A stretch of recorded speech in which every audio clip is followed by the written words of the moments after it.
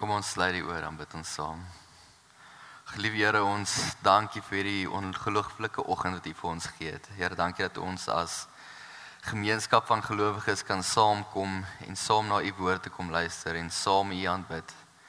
Here, dankie dat U elkeen van ons beskerm het in hierdie tyd, Kerstyd. Here, dankie dat ons weer kon teenwoordig raak in wie U is, Here, en wie U gestuur het in Jesus en dit wat Hy vir ons kom doen het, Here.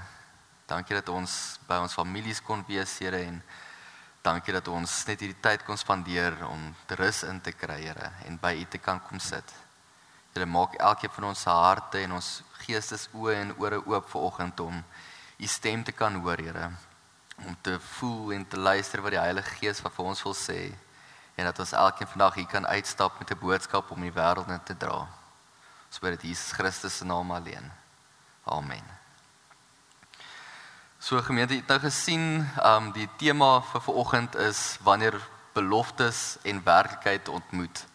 En ek het gewik en weeg oor, want dit is nou die eerste keer dat ek 'n Desember preek geleentheid kry, en nou nie op Kersdag nie, toe wonder ek nou, wat preek mens oor na die Kersboodskap nou al klaar seker menigte kere gepreek is in die laaste paar dae. En toe dink ek, wat se verhale is daar in die Bybel waar Jesus nog 'n kindjie is? En ek gaan lees toe 'n bietjie op, en hierdie verhaal van Simeon, hulle het die dadelik by my opgekom, en die teksgedeelte is 'n bietjie langer gedeelte, dit kom uit Lukas 2 vers 25 tot 40, en ek het ook eers gewonder, moet ek 'n kort versie kry wat die hele boodskap opsom, maar u moet my asseblief vanoggend vergewe, ek het besluit om die hele deel te gebruik as skriflesing, so ons gaan 'n bietjie langer sit en na die storie luister, maar u gaan sien, die hele storie moet saam gelees word. Mens kan hom nie eintlik in korter gedeeltes indeel nie. So ek lees graag vir ons uit Lukas 2 vers 25 tot 40. Ekskuus.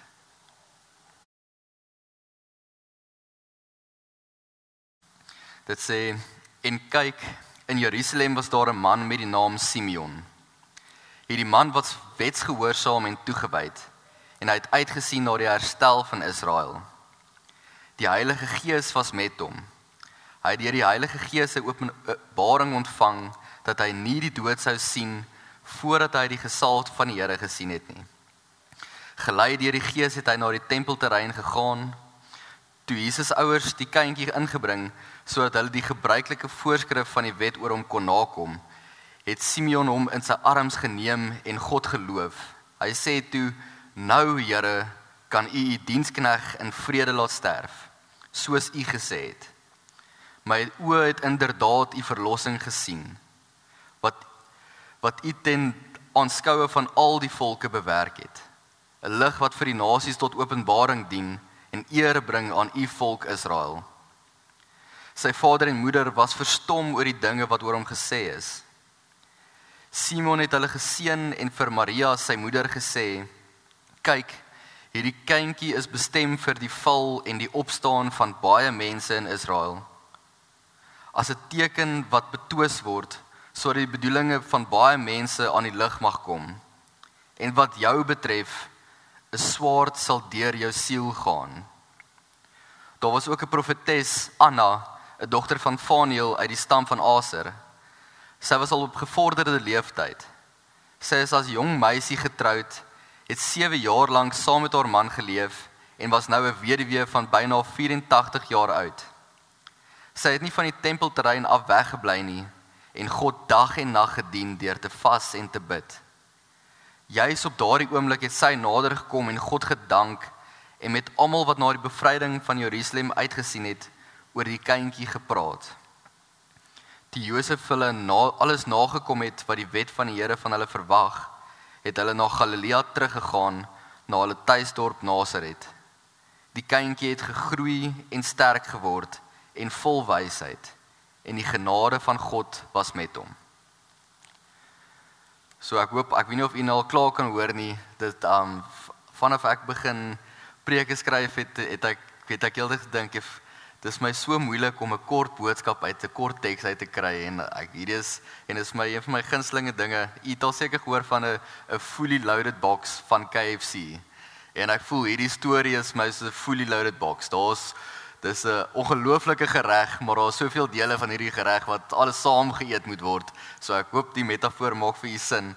Maar kom ons kyk 'n bietjie saam na die storie. So daar's baie tye in ons geloofslewe wanneer dit voel asof God se beloftes en ons werklikheid ver van mekaar af staan. Want ons lees sy woord, maar ons omstandighede stem nie altyd saam met dit wat in sy woord sê nie. Ons bid vir 'n uitkoms, maar dit voel baie keer asof niks gebeur nie. Ons hoor van God se getrouheid, maar ons sien ons so gebroke wêreld oor ons rondom ons. En baie van ons sit dalk vanoggend juis daar, in daardie spanning waar mens vra, okay, maar hoe lank nog, Here?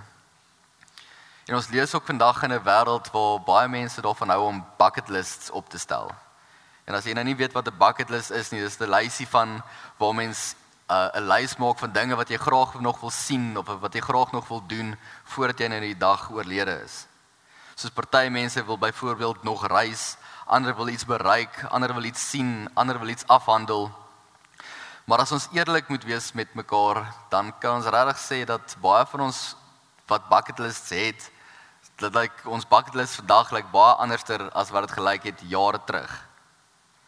Want jare terug, soos wat die jare aanstap, raak dit minder oor prestasies en dit raak meer oor betekenis. Dit raak minder oor wat wil ek nog hê en meer oor wat wil ek nog sien gebeur voordat ek nou gaan doodgaan. En in Lukas 2 ontmoet ons 'n man wat in 'n sekere sin ook 'n bucket list hierso voor hom het. Maar nie een wat vol drome is van homself nie. Want sy hele wagting was op God gerig. Waar ons bucket list mees van die tyd goed is wat ons self uitdink, het hy hierdie een ding op sy bucket list wat God vir hom gegee het, wat God besluit het daarmee opkom. So Simeon het een diepe, allesomvattende hoop gehad, dat hy nie sou sterf totdat hy die gesalfde van die Here gesien het nie. So hy wag nie net vir 'n gemaklike lewe nie, hy wag nie vir sukses of erkenning nie, hy wag vir God se belofte om 'n werklikheid te word. En dan saam met hom ontmoet ons ook die vrou met die naam Anna, wat 'n vrou was wat nie meer jong drome gekoester het nie, maar wat haar hele lewe lank bly wag het op God. Selfs toe die wagtyd baie lank en baie stil geword het. Sy was 84 jaar oud. So twee mense wat deur die jare hardnekkig vasgehou het aan God se beloftes. Selfs toe daar geen sigbare tekens was van iets is besig om te gebeur nie. En tog op 'n heel gewone dag in die tempel laat God belofte en werklikheid onverwags mekaar ontmoet. In die arms van 'n nederige, bejaarde man rus nou die vervulling van die eeue en eeue lange hoop. En wanneer Lukas vir ons van Simeon vertel, is sy eerste fokus nie Simeon se ouderdom of sy kennis of sy godsdienstige prestasies nie. Lukas beklemtoon iets heeltemal anders en jy sal sien as jy in Lukas verder lees, hy mik nogals altyd op hierdie. Hy maak ons bewus van Simeon deur om te sê, die Heilige Gees was met hom. Die Gees het aan hom geopenbaar dat hy die Messias sou sien. Die Gees het hom gelei na die tempel. En hierdie beklemtoning van die Heilige Gees is glad nie toevallig nie. Want Lukas wil hê, ons moet verstaan dat wanneer God iets nuuts doen, dan doen hy dit en begin hy dit deur sy Gees. Die Gees maak oë sien wat ander miskyk. Die Gees laat 'n hart verstaan wat ander harte verbygaan. En die Gees maak mens afhanklik van dit wat God doen. So dis nie net dat Simeon net 'n goeie mens was nie, al was hy dit beslis, maar dit is dat Simeon 'n oop mens was. Waar ander mense maar net die dag se verpligtinge gaan afhandel net daar in die tempel, sien Simeon God se werk omdat sy lewe afgestem is op die beweging van die Heilige Gees. En dit is so fyn, maar dit is so belangrik om te sien dat God se groot dade word dikwels makliker raak gesien deur mense wat bereid is om stadig genoeg te leef. Mense wat stil genoeg kan wees om te kan luister en wat afhanklik genoeg wag. En aan die begin van hierdie toneel sien ons reeds hoe God iets van hierdie nuwe wêreld laat deurbreek. God se Gees wat vir die eeue lank in al die Ou Testament verhale net op een profeet op 'n slag gekom het, is nou al klaar besig om aan sy permanente werk te begin. die nuwe tyd van God se teenwoordigheid breek alreeds aan. En wanneer 'n mens eenmaal sien hoe die Heilige Gees werk en wat hy doen, bly dit nie net 'n innerlike sensitiwiteit nie. Want die werk van die Gees dryf altyd na ontmoeting toe. God berei nie net Simeon se hart voor om te wag nie, maar hy berei hom voor om op uiteindelik die punt te kom waar belofte en werklikheid fisies nou teen mekaar gaan vasloop. En hierdie oomblik van wagtyd maak plek vir die oomblik van openbaring, en wanneer dit gebeur, verander dit alles. Die oomblik wanneer Simeon Jesus in sy arms neem, breek daar 'n letterlike nuwe wêreld oop, soos daai en hy kyk nie net na hierdie babatjie, na hierdie kind nie. Hy kyk na die verlossing van God. En sy woorde is dan ongelooflik mooi waar hy sê, my oë het inderdaad u verlossing gesien. En ek wil net hê jy moet daaraan dink dat Simeon hierdie sê, en hy het net gehoor van Jesus. Hy weet nog nie dat Jesus aan die kruis gaan sterf nie. Hy weet nog nie wat hoe Jesus se storie gaan verloop nie, maar sy woorde is, my oë het inderdaad u verlossing gesien. En hy gebruik nie abstrakte woorde nie, want vir hom is Jesus alreeds verlossing self. Hy sien die einde van die wag, hy sien die begin van hoop, en hy sing wat hy sien, 'n lig vir die nasies en eer vir Israel. En wat merkwaardig is hoe Simeon die wêreld aan die voete van hierdie kind sien oopgaan. Hy besef dat die lig wat God beloof het aan Israel, nie net bedoel is vir een volk nie, maar dit bedoel is vir elke mens op aarde, vir elke geskape mens. Die donker wêreld, die gebroke nasies, al die volke wat God nie ken nie, hulle sal nou die lig kan sien. En Israel, die verbondsvolk, sal die voorreg hê om hierdie lig te dra en te deel met die res van die wêreld. So Simeon dink glad nie klein en eng oor God se redding nie. Hy sien van die begin af die groot prent. Hy sien dat God se reddingsplan van die begin af wêreldwyd was. En dat hierdie kind se sleutel, die sleutel is wat die wêreld se donkerte heeltemal sal oopsluit. En tog, wat so merkwaardig is, dat dit op die eenvoudigste plek gebeur. Dit gebeur nie in 'n paleis nie, dit gebeur nie op 'n berg vir almal om te sien nie, maar dit gebeur in 'n tempelgang. En dit wys vir ons iets baie belangriks van God. Dit wys vir ons dat God bring die grootste dinge in die mees nederigste spasies. Want wanneer 'n mens dink niks is aan die gebeur nie, is dit juis daar waar God die lig wil aansteek, wat die hele wêreld dan gaan verder verander. En in hierdie oomblik help ons ook om iets baie belangriks te besef van wanneer God beloftes maak en hoe sy beloftes werk. Want Simeon ontvang hierdie belofte met 'n tydsraam by, waar hom gaan sê, jy sal nie sterf totdat jy die gesalfde van die Here sien nie. En God vervul dit toe presies so. Maar dit beteken tog nie dat God se beloftes altyd op dieselfde manier werk nie. Ons kan byvoorbeeld aan Abraham dink of Moses dink, of waar hulle groot beloftes ontvang het, maar hulle het nie alles in hulle eie leeftyd sien uitspeel nie. Maar tog was beteken dit nie God was minder getrou nie. Dit leer ons dat God se beloftes altyd verseker is. Dis so feit soos 'n vis, soos my ouma sal sê, maar dit is nie altyd volgens ons tyd of ons verwagtinge vervul word nie. So party sien die vervulling met hulle eie oë en ander hou daar vas in geloof. Maar in albei hierdie gevalle bly God getrou aan sy woord. En dit is juis daarin waar die ware rus en waar die ware vrede lê.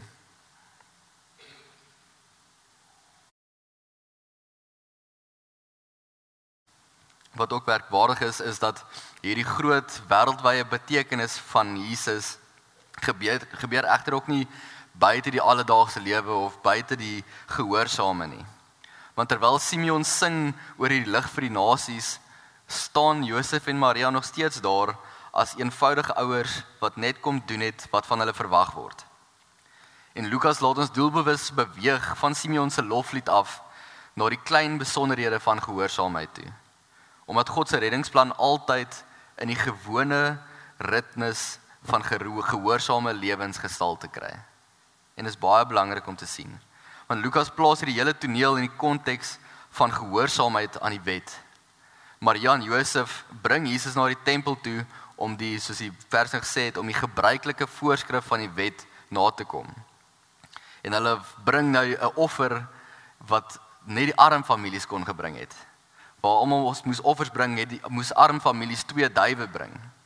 En dit is so belangrik om te sien, want dit wys vir ons dat Jesus word gebore in die kleinheid van mense wat nie eers die normale lam kon bekostig nie. Maar hy word nie buite die wet gebore nie. Hy word ingetree, hy word ingebring, hy word onderworpe aan die wet van God.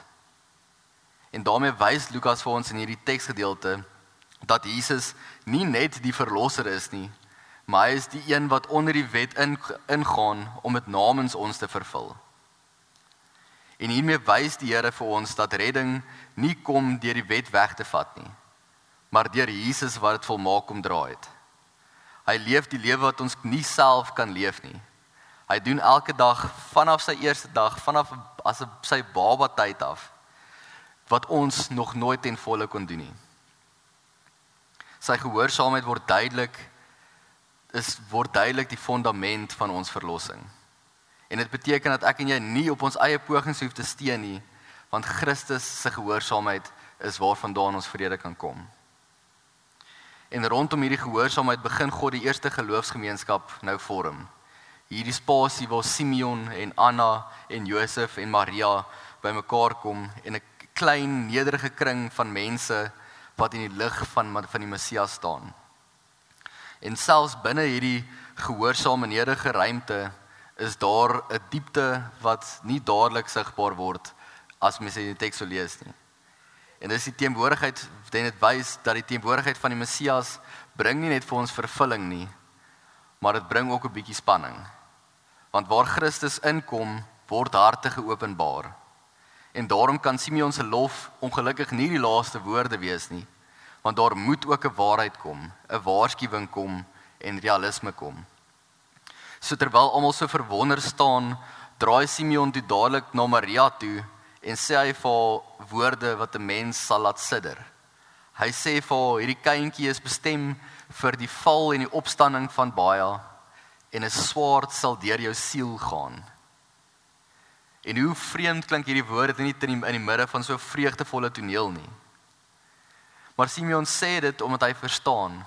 Hy verstaan dat die lig van God bring nie net vrede nie, maar dit bring wel ook konfrontasie. Want sommige sal Jesus volg, maar daar sal dies wees wat hom verwerp.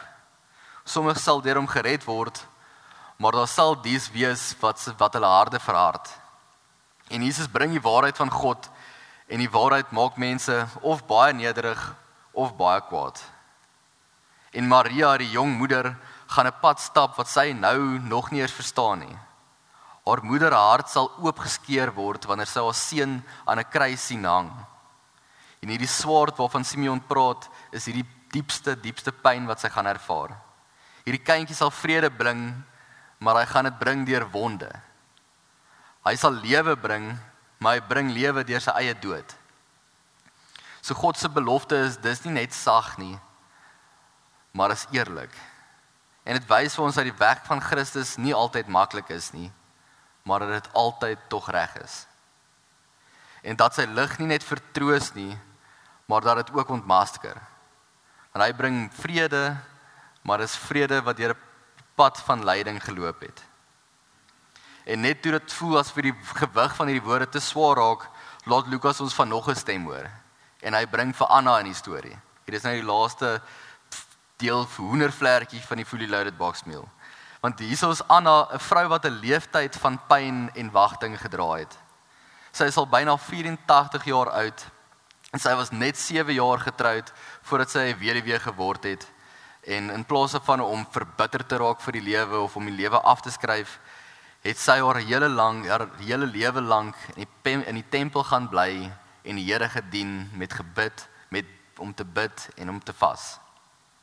So sy beleef jare se stilte, jare van wag, jare waarin dit voel asof niks verander nie. Maar sy hou heeltyd aan, dag en nag. En is juist daar op daardie oomblik, dan bring God haar die een waarop sy gewag het. En sy kom nader en sy dank God en sy gaan vertel vir almal wat ook uitgesien het na dieselfde bevryding van Jerusalem.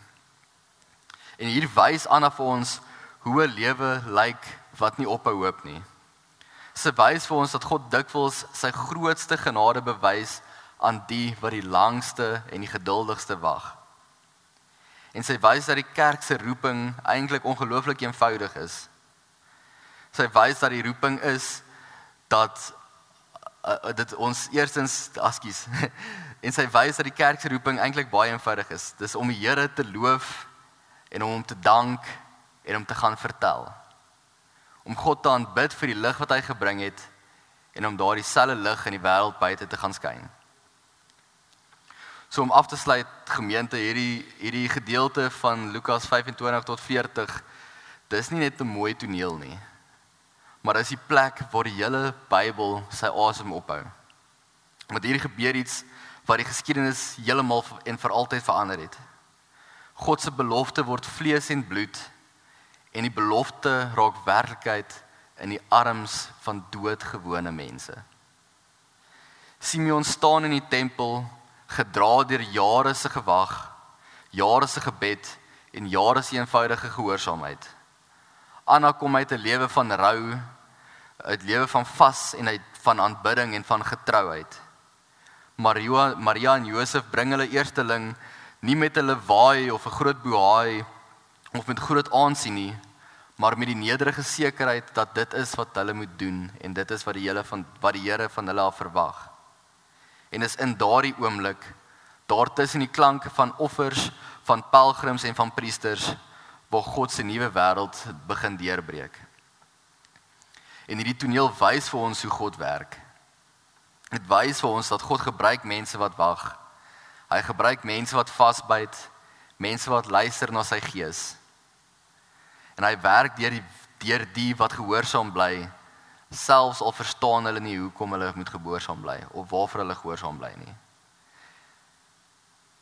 En wanneer hy gereed is, bring hy sy belofte tot vervulling. Soms in 'n oomblik so sag en so broos dat mense dit baie amper kan mis.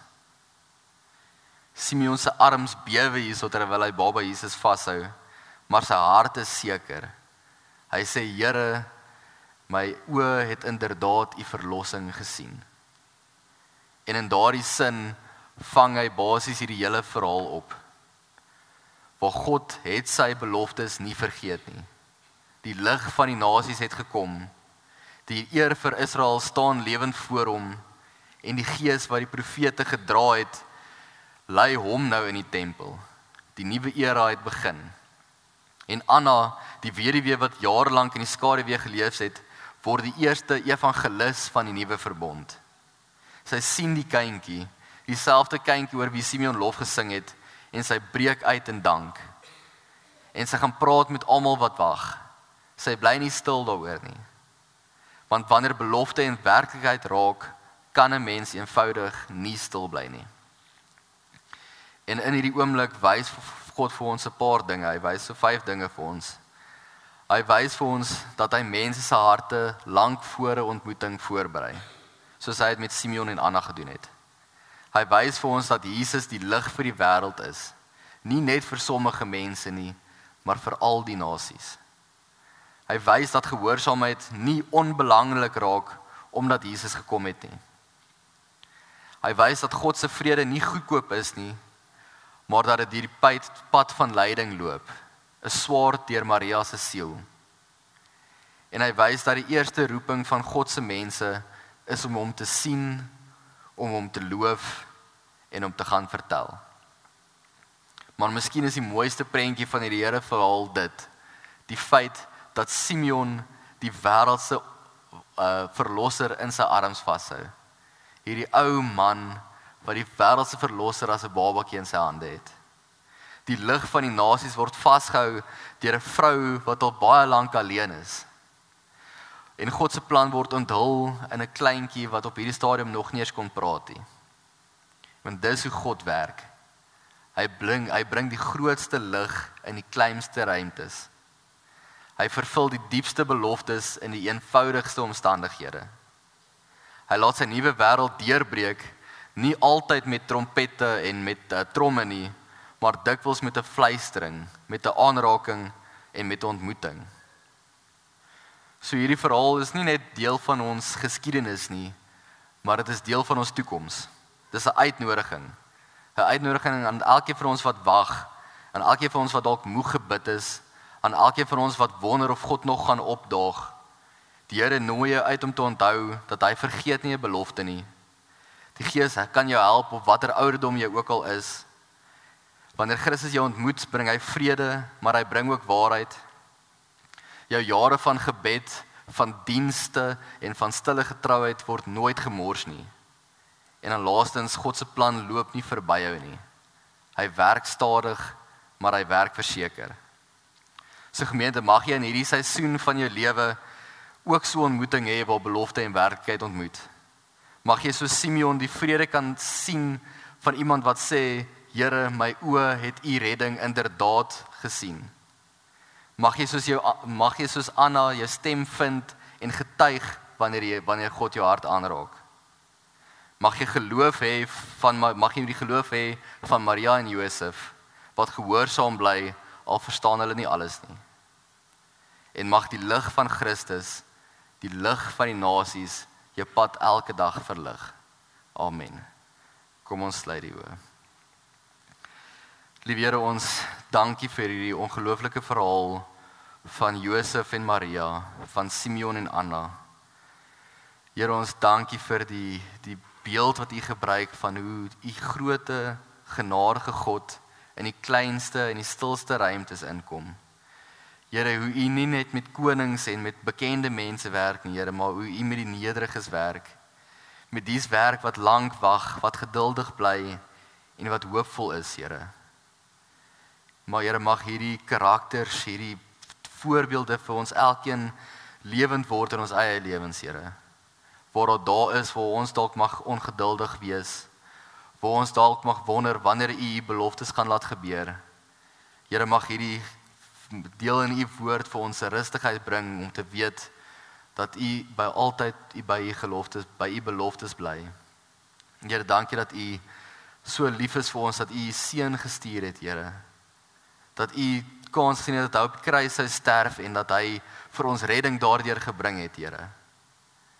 Dankie vir die genade wat ons deur dit ontvang en dankie vir die Heilige Gees wat ons bemoedig, Here, en wat ons dra en wat ons kan fyn maak om u aan te hou en om aan te hou vir u te kan dien.